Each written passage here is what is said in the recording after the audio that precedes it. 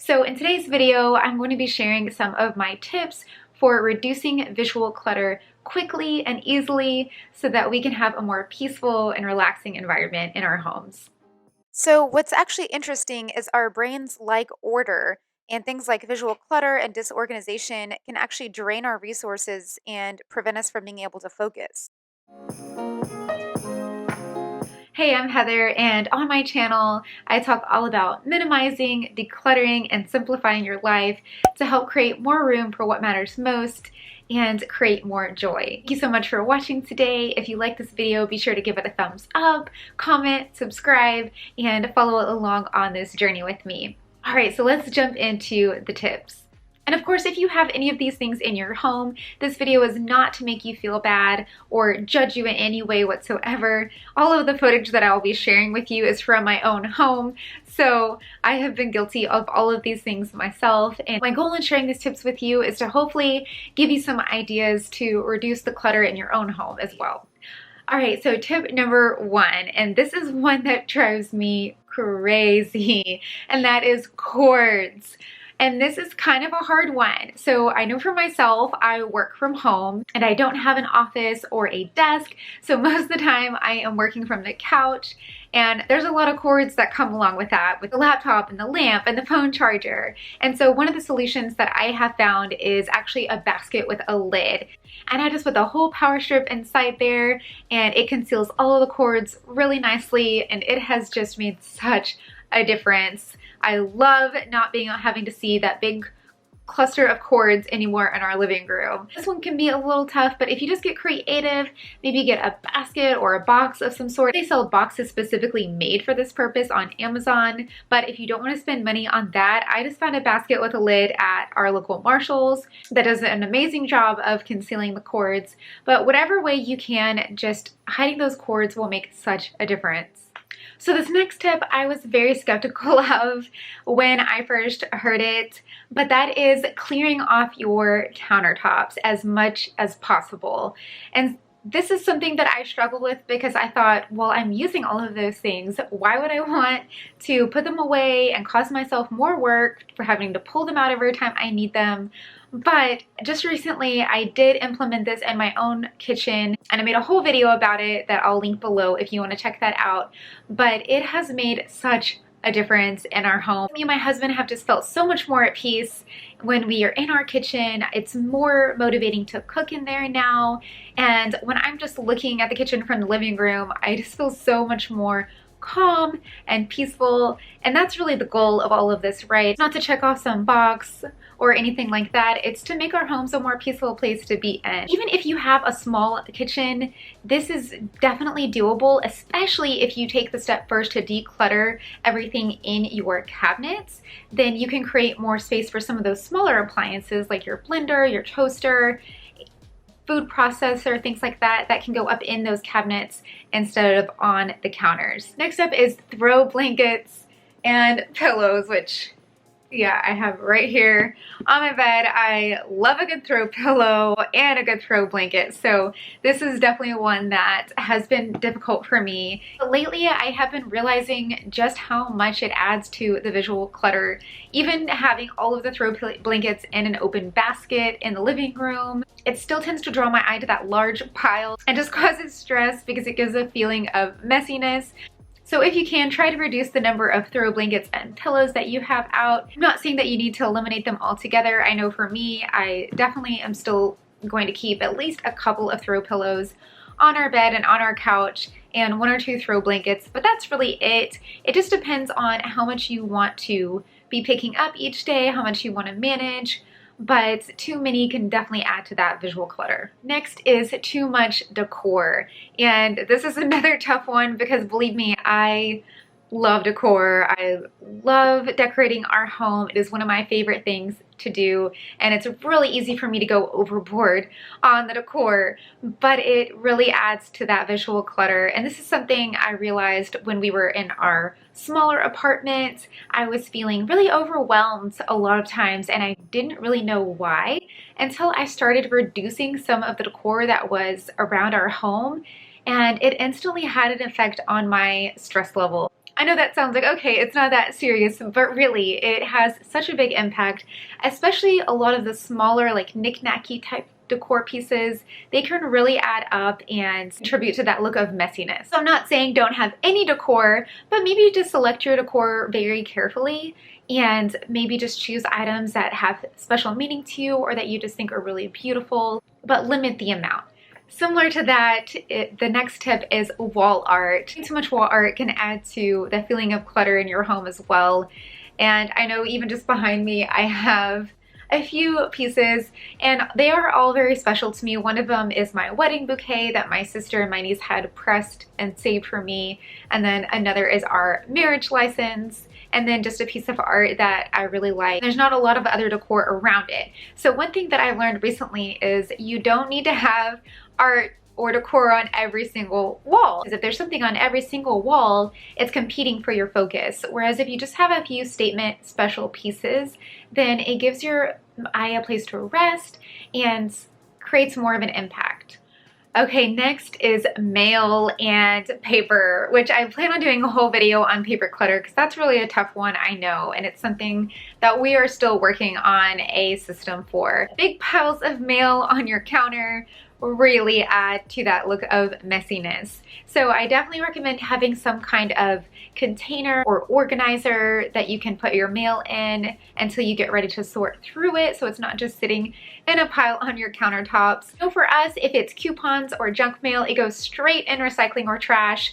And if it's a bill, which I really very rarely get bills in the mail these days. They're almost all online. But if it's a bill, I literally will pay it right then. For some reason, I can't handle it right then. We have a tray that I put everything in that needs to be processed, and I will try to do it that same day so it doesn't just sit there and add to the clutter. All right, number 7 is art and papers on the refrigerator. And even right now, I do have a couple of things on our refrigerator. I have a friend save the date, a baby announcement, and a note from my husband. But in general, we try not to keep too many things on the front of our refrigerator because it just adds to that look of messiness. So maybe instead you could find a place to display those items that's a little less prominent, like maybe in your office or a command center or something like that. It just tends to look a lot cleaner and nicer when your refrigerator has a clean surface. Next is open storage. And so what I mean by that is like open boxes or bins with things in them that are meant to contain those items and make it look neater, but you can still see all the items inside. So for example, in our living room, we have a basket that I like to keep like my glasses, phone cords, things that I need all of the time when I'm working that I want to have easy access to.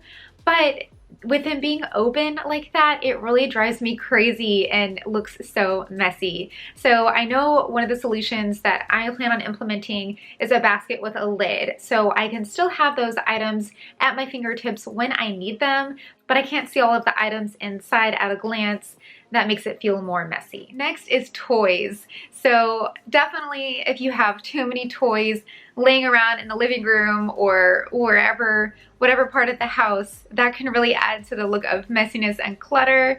Not to mention create a hazard for stepping on something or tripping. So the thing that we do in our house, granted our baby is still just 10 months old, so he doesn't have a ton of toys, but we do try to have a home for everything. And so with his toys, he does have a little walker wagon, and so we're able to contain a couple of items in there. And then we also have a toy basket that I keep on the other side of the couch where it's concealed neatly and all of his toys go in there at the end of every single day. The next tip is to reduce or eliminate collections. And I know this one can be tough if you love to collect items, especially when you go on trips, souvenirs, and things like that.